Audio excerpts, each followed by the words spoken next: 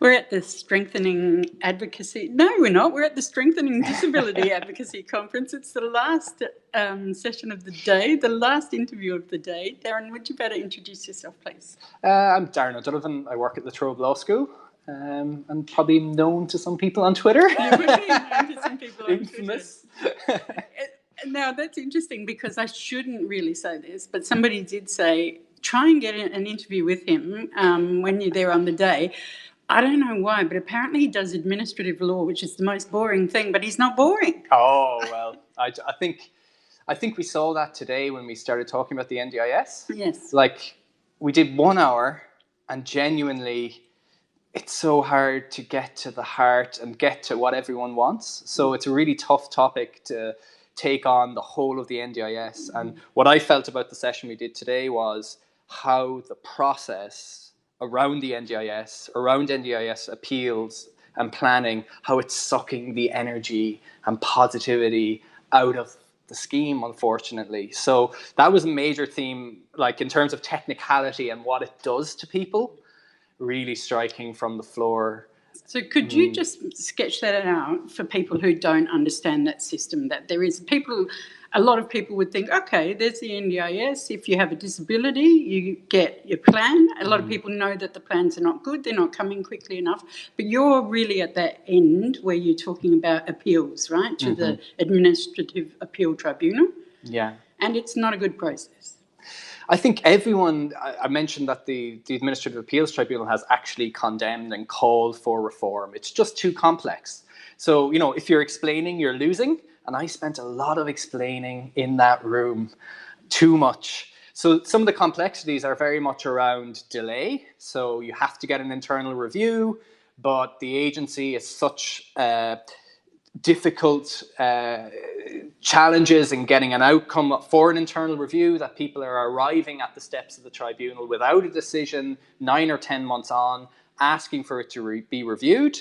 The tribunal initially said yes, to say we will be the circuit breaker. If you've experienced delay, we'll come in and we'll get you an outcome if it's really extreme, if it goes beyond a reasonably practicable period of time, which is a magic set of words. Yes. But we've had some bad news. So we've had some very bad news that the tribunal is missing 5 words in the legislation, which would allow them to keep doing that. And it's been very disappointing for me that not many people are aware that there is a drafting flaw in the legislation, which means the worst cases, the 9-10 month delays, currently people have to wait. What are the 5 words? They're 5 additional words. They're too technical. They're not. It's not worth. We know them as lawyers, but basically the problem is the tribunal needs the ability to say a decision has been taken, and if it hasn't, we'll take it up. And the Act is currently blocking that.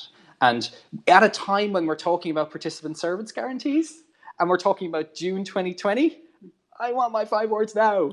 And I think generally... there is new legislation. Yeah, well, yeah, I mean, they've opted to make government's job easier in the short term with a streamlined governance bill. And I'm kind of thinking, no, let's get to the participant now. So there's been a lot of procedural roadblocks was a huge theme and actually took so much time. But that's reality. People can't get to the substance and the heart and the good news about the NDIS. It's empowering people like me, which is awful. Yes. Yeah. So what were the other 2 areas that you wanted to... Well, I think, obviously, naturally, we talk about process and we hit on access as well. And in particular, who are the groups that are struggling to get into the NDIS? We know it's a demand-driven program, which went off before the election. I see plenty of people making demand, but there's an awful lot of people who are finding it hard to get in the door. They want to be in. And the evidence threshold, the onus put on people to get the right paper saying the correct things is huge. So people need to show that they've taken every available and appropriate treatment and their condition is permanent. There's a huge paywall on that. There's a diagnostic overhang on people getting into the scheme, and we need to talk about that more honestly as a society. We need to be aware that, yes, we have trouble finding people with disability, getting contact details. Some of them are hard to get, is the technical term, but we also need to recognize what evidence threshold does to people, how people don't get over some of those paper chases, and we need to make them more visible. So there's that treatment element. Then when it comes to function, the NDIS is all about narrating your experience. And one of the points I made was resilient people very often narrate out their loss of function. And I have a lot of concern around the need for people who are in caring roles, people who are able to manage when they control their lives in a really strict way, and they shut down elements of their lives. Those people can get into the NDIS. But very often I find that they're not captured in the access request process. We don't ask people are judged on their good day, not their bad day. And the bad days are predictable: contact with criminal justice, predictable hospitalization. We need to focus more on those events, and we need to ask bigger questions than, what does a day look like for you? We need to ask, how are you feeling as a mother? There was a recent case where a mother who pressed herself into a caring role was initially refused access because she was caring. So it was deemed to be functional. She was functioning, but she was like, I don't want to voice someone's experience, but when you look at the transcript of the decision, the tribunal said that's a very superficial way. She was really putting herself, she wasn't managing her affairs efficiently. Everything was centered on that caring, and it was breaking her, and she needed that bit of support, and that's what the NDIS should be about. So getting that out, and we're at an advocacy conference, we're not at a law conference. Getting those words into people's mouths, getting policymakers, politicians, knowing those last mile problems, making those people visible matters a hell of a lot more than the process and the tech, the 5 words talking about them. Got to get people a little information up front, so much better than tribunals and courts. So as the professor of... Doctor, just senior lecturer. I'm not a professor. I'll promote them to me. Yeah. When you look at the way the NDIS has been set up with all of its processes, and I presume you look during your work at other things that have been set up internationally. I mean, how does it stand, and what went wrong? Well, I'm very optimistic about the NDIS, right? In terms of, but what we actually need is we need to focus on outcome. And we need to measure outcomes. So currently, the way the NDIS measures outcome is they give people a satisfaction survey on a Likert scale. The NDIS, the business case for this scheme, the underlying economic logic is superb. We need to show that payoff. So the Queensland Audit Office in 2018, they published, I know this is croaky, this is health, this is hospitals, this is, you know what I mean? They did a report where they went in and found people who hadn't transitioned into the NDIS for the type of issues I mentioned, not able to get the form paper, get it all put in. 3.4 billion, 3.4 million, that cost the Queensland government 11 people. 11 people. That's the cost of hospitalisation. So what I feel the agency gets very isolated in public debate, right? And I hate cost blowouts, because every dollar in the NDIS has a value for money test. I wish government procurement had a government value. Like when we talk about other areas, there's no other area of government spending that has an inbuilt value for money test. And I have to explain that to people in the room around making sure that you talk about the outcome, what you're aiming for. Don't just talk about need, talk about potential and how, back me now and I'm on the front foot. That positivity, we've got to find space for that in this interview. Today it was hard to find that positivity, because... But forgive me, aren't you putting the onus on the people who are actually being hurt by the system to change the system? I mean, what would you say to... Well, what I think is, right, like, what I think is very much, I fear that when all this cost rhetoric, cost blowouts, we need to have assessment tools to put autism on levels, I think all of that is a frame that we need to work on rejecting, because dollar leads to payoff. And I think it's not on the participants in the scheme It's actually on government to commit to measuring that, because that's the central frustration. I can tell you there's a huge actuary team in our actuarial financial number crunchers in the agency. I'm not as confident that we have longitudinal research on what's $1 of the NDIS funding, what's its payoff. We have that subjective survey. So what I'm saying is, if we're going to be able to come to politicians, and they're difficult briefings at the moment for the agency, if they want to get on the front foot, they need to support participants to talk about their outcomes, and they need to show the outcomes. As you said, that the whole thing about doing the guarantee is the wrong positioning. Why is that the wrong positioning? Well, that was a bit strong in terms of, I suppose that's a separate point in terms of, my reaction to that was, you open up the NDIS Act review, so they're reviewing my law, right? I call it my law, because my submission, I will have to put the edit button on hard, because I get angry about random subsections, but they're reviewing the law. And the first chunk of that is, we're going to give you a service guarantee. Now, I recognize the political importance of that, but when I come into these rooms, it's not about the label service guarantee. It's about really concrete things. And to me, there was an excellent platform put forward by every Australian counts before the election. And I recognize politicians want to talk about service guarantees. But remember that change starts from this room, and it change starts from all those forums that were held around Australia before the election.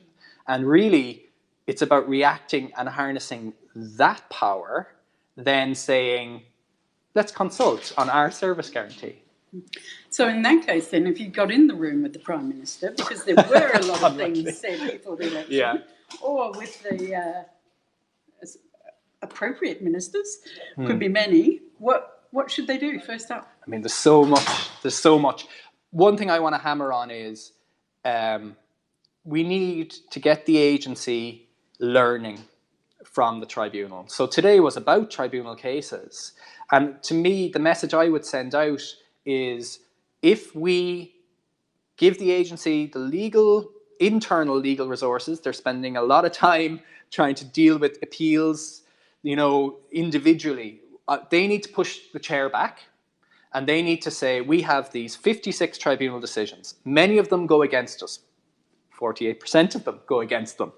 Many of them contain, very clearly, demands that we change our policy in areas like transport, in how we handle financial evidence and balance cost against benefit. I see this great pool, it's only 56 cases, where we need to push off that. So if I was in a briefing, I wouldn't be pointing to my opinions, I would be pointing to the tribunal's opinions and saying, because that's what we get. Like, I tell positive stories about the Birchall swallowing decision, which was really positive, redefined the NDIS health boundary. That was coming for years. Can you tell us briefly what that is? So it was reported by The Guardian. It was the decision where they were looking, they took an appeal, New South Wales Legal Aid and the Council on Intellectual Disability, who had an entire policy agenda for years, hard to swallow. They took a case to test whether thickeners to allow people to swallow in their food, whether that was a reasonable and necessary support. The agency said it was preventative health. Now, this preventative health term, it's in their operational guideline. There's no end. I mean, you work in the health sector. That can be stretched to cover anything as preventative health. And ultimately, that was a very negative way to position NDIS participants. It's saying, look at you there, not choking. That's, in terms of, we're giving you this so you don't choke. What legal aid team, Jackie Finlay and her team at New South Wales Legal Aid, and the Council on Intellectual Disability and Jim Simpson, who I mentioned, what they did is they turned that around and they said, no, it's not about not choking, it's about living. It's about economic and social participation. And this is facilitating activity. This is how I can go out in the community, eat safely. Eating is more than just not choking. And they won that case. But what was interesting, again, in terms of my point about the service guarantee and how we need to get the order of the conversation correct, the agency put out a press release after the last Council of Australian Governments, and they said, we have agreed a new approach to the NDIS boundary. And we have a read that from October we will fund swallowing supports. And I'm sitting there thinking, you have to do that already? Like, properly read, these decisions, we're underlining that already. And I was looking and saying, here are all these advocates. I have emails from these advocates from 3 years ago. They were right. Acknowledge it, and let's get the conversation. Let's be getting it coming from the right place. So I think we have that question of, and again, ministers are taking forums. Prime Minister has personally taken forums. Let's be upfront with that. But let's make that a way of making policy. That voice is the initiating voice. It is the driving voice. It's not the voice you hear after you frame the issue. Did you suggest that also they have made a change that we can't learn so much from those tribunal decisions anymore? Well, no, I mean, it's a case, this was a little cranky rant that I give out about on Twitter, but we used to be able to know most NDIS appeals are settled. So 96.5% of AAT appeals never get a written decision, which is a little bit of a, I mean, it's great for the individual, but it also indicates that, those written decisions are really valuable, right? Because they're always very contested points. Previously, about a year ago, in their quarterly reports, they would tell us the broad outcome of the settlement. They would say 42%, which was the last time, 42% of the settlements led to increased funding or access.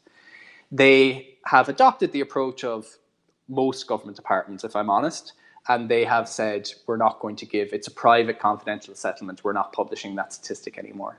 So all we know is that of the 56 published decisions, 48% were positive for the person and 52 upheld. So I think transparency is a big thing. Like, obviously I'm cranky on Twitter and a lot of people judge me on that. But to me, what I find really frustrating is it's got to be the same for everyone.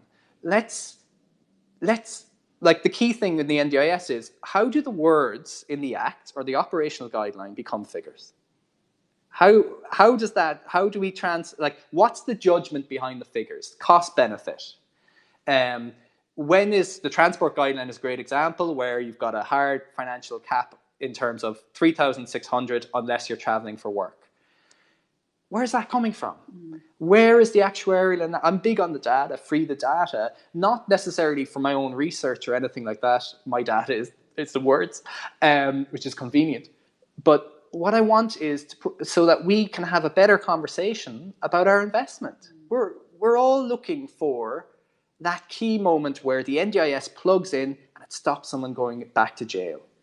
The NDIS plugs in, it stops that hospitalization. It makes sense.